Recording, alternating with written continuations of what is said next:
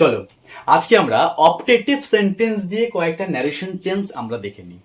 Direct speech থেকে কিভাবে আমরা ইনডাইরেক্ট স্পিচে পরিবর্তন করব তার অত্যন্ত সহজ পদ্ধতিতে কিছু রুলস আমরা মেনটেন করব, আর তা থেকেই তোমরা পারবে যে কোনো পরীক্ষায়, যে কোনো চাকরির পরীক্ষায় বলো, যে কোনো ইন্টারভিউ, যা কিছুতে বলো, তোমরা এটা অত্যন্ত সহজ উপায় করতে পারবে। জাস্ট একটু ফলো করতে থাকো। দেখো, প্রথমে সেন্টেন্সটা রয়েছে যে I say to him may you be happy. আর এটা যে অপারেটিভ সেন্টেন্স আমি কি করে বুঝলাম, তো তোমরা কি করে বুঝবে? দেখো, কোন সেন্টেন্সে প্রথমেই শুরুতে যদি মে অথবা উইশ অথবা লং এইসব থাকে, প্রথমেই থাকে, তাহলে কিন্তু তোমরা ভেবে নেবে সেটা অপারেটিভ সেন্টেন্স বলে। আমরা জানি সেন্টেন্স 5 রকমের রয়েছে: assertive, interrogative, imperative, optative, exclamatory. তো আমরা অপটেটিভ নিয়ে করছি, তো কি করে চিনবো? শুরু হবে মে অথবা লং অথবা উইশ দিয়ে, আর শেষ হবে একটা ফুল স্টপ দিয়ে। তখন কিন্তু আমরা বুঝতে পারবো এটা অপটেটিভ সেন্টেন্স। আর যে সমস্ত সেন্টেন্স গুলো কাউকে কিছু উইশ করা হয়, কাউকে কিছু প্রে করা হয় কারোর জন্য, সেই সমস্ত সেন্টেন্স গুলিকে আমরা কি বলবো? অপটেটিভ সেন্টেন্স বলবো। প্রথমে রয়েছে আই সে টু হিম, আমি তাকে বলেছিলাম মে ইউ বি হ্যাপি, তুমি সুখী হও। দেখো, এখানে সেই টুটা পাস্ট টেন্স রয়েছে, সেইটা সেকেন্ড ফর্ম, কিন্তু মে ইউ বি হ্যাপি এটা কিন্তু প্রেজেন্ট ইনডেফিনিট টেন্স রয়েছে, প্রেজেন্টে আছে। তাহলে আমাদেরকে এটা কি করতে হবে? আমরা জানি পাস্টে নিয়ে আসতে হবে। রুলসটা কি দেখো, সাবজেক্ট যা থাকবে তাই, এর কোনো পরিবর্তন নেই। এই যে এখানকার ভার্বটা আমরা পাচ্ছি সেড, এই যে সেন্সটা, এই যে কথাটা আছে, এই সেন্স অনুযায়ী আমাদেরকে উইশ অথবা প্রে করতে হবে। মে ইউ বি হ্যাপি, এটা আমরা কি করছি? এটা কি বোঝাচ্ছে এই কথাটা দিয়ে? উইশ বোঝাচ্ছে। সাবজেক্টের পরে এই ভার্বের পর আমরা কি দিয়ে দেবো? উইশ দিয়ে দেবো, উইশ। তো যেহেতু এটা পাস্ট ফর্মে রয়েছে, তাই কিন্তু ইডি আমাদের দিয়ে দিতে হবে, কারণ এটা ভার্বের দ্বিতীয় নাম্বারে। আই উইশড হিম, মনে রাখবে এটা, টুটা কিন্তু থাকবে। আই উইশড হিম। এইবার আমাদের যে কমা আছে, লিঙ্কের হিসেবে কি ব্যবহার করব? তো অ্যাসার্টিভ দেখেছিলাম দ্যাট থাকে, ইম্পারেটিভে আমরা দেখেছিলাম দ্যাট থাকে না, টু থাকে। আর অপটেটিভে কি হয়? আর হ্যাঁ, আমরা ইন্টারোগেটিভ সেন্টেন্সে দেখেছিলাম যে ইয়েস নো কোশ্চেনটাতে ইফ অথবা ওয়েদার থাকে, কিন্তু ডাব্লিউএইচ কোশ্চেনে কোনো লিঙ্কার থাকে না, ডাব্লিউএইচ ওয়ার্ডটাই লিঙ্কার হিসেবে ব্যবহার করা হয়। তাহলে অপটেটিভ সেন্টেন্সে কিন্তু দ্যাট বসে, এটা কিন্তু মনে রাখতে হবে। তাহলে আমরা দ্যাট কোন কোন সেন্টেন্সে পাচ্ছি? অ্যাসার্টিভ সেন্টেন্সে দ্যাট পাচ্ছি, অপটেটিভ সেন্টেন্সে দ্যাট পাচ্ছি, ঠিক আছে? তো আই উইশড হিম দ্যাট, এইবার আমাদের আসতে হবে সাবজেক্ট ভার্ব অবজেক্ট যে প্যাটার্নটা সেটা। তাহলে এখানকার সাবজেক্ট কি রয়েছে? ইউ, এটা সাবজেক্ট, কাকে কথা বলা হচ্ছে? ইউ। তো আই সেড টু হিম, আমি তাকে বলেছিলাম যে মে ইউ বি হ্যাপি। তাহলে এখানে ইউটা কে? নিশ্চয়ই আমি না, আমি তাকে বলেছিলাম, তা সে এখানে, আমি তাকে বলেছিলাম মে ইউ বি হ্যাপি। তাহলে ইউটা এখানে কে? সে। তাহলে আমরা কিন্তু এখানে দেবো হি। তাহলে হি মানে সে। হি কেন হলো? ইউ এর বদলে হি কেন দিলাম? কারণ এটা আমি কাকে কথা বলেছি? আমি তাকে কথা বলেছি। তো হিমের যে সাবজেক্টিভ যে ফর্মটা, সেই প্রোনাউনের সাবজেক্টিভ ফর্ম কিন্তু হি, এটা মনে রাখতে হবে। হি এর পরে এই মেয়ের জন্য পাস্ট টেন্সে কি করতে হয়? মাইট করতে হয়। এটা কিন্তু খুব ভালো করে মনে রাখবে, সাবজেক্টের পরেই মেয়ের পাস্ট ফর্ম যেটা, সেটা মাইট, ঠিক আছে? তাহলে হি মাইট, তারপরে যা থাকবে তাই, বি হ্যাপি, বি দিয়ে হ্যাপি, এদিকের কোনো পরিবর্তন হয় না, এন্ড ফুল স্টপ।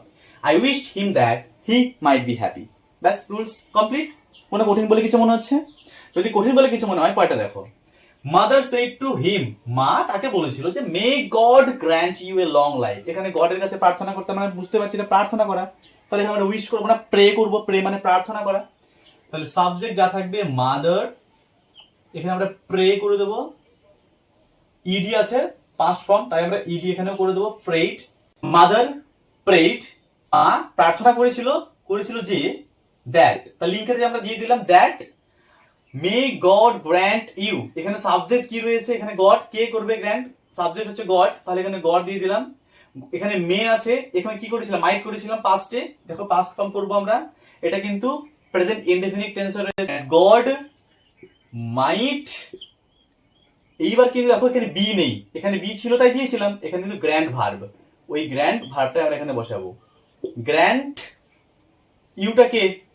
হিম, মা তো তাকে করেছিল, গ্র্যান্ড হিম দেবে এখানে, কারণ এখানে মা কিন্তু নিজে না, লং লাইফটা কার জন্য করেছিল? তার জন্য। তাহলে হিম এ লং এই যে লং লাইফ, এখানে কোনো পরিবর্তন নেই, and full stop. Mother prayed that God might grant him a long life. এইভাবে আমরা অপটেটিভ সেন্টেন্সের ন্যারেশন গুলো করে নেব। পরেরটা দেখো, people said long live the king. এখানে লং দিয়ে শুরু হয়েছে, তাহলে দুটো মেয়েদের শুরু হয়েছিল, আমরা বুঝতে পেরে গেছিলাম। তো লং লিভ দ্য কিং, রাজা যেন দীর্ঘজীবী হয়।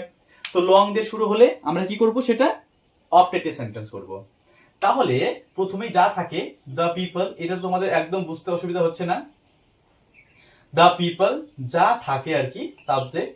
সেইড আছে, এখানে কি করা হচ্ছে, এটা এখানে কি লং লিভ দ্য কিং, এটা হচ্ছে উইশ করছে, এরা সবাই মিলে উইশ করছে, উইশড দিয়ে দিলাম।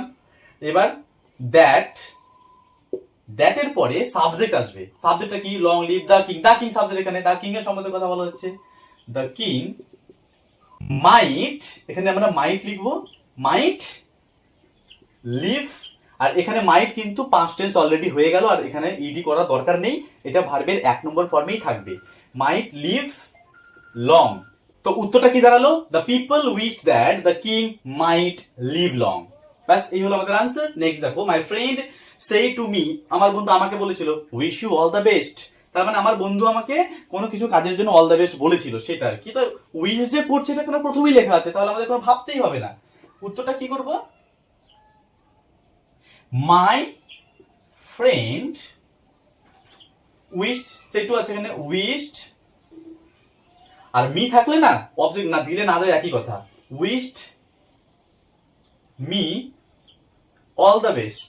আচ্ছা, অল দ্য বেস্ট ডাইরেক্ট কেন দিয়ে দিলাম বলো তো এবার।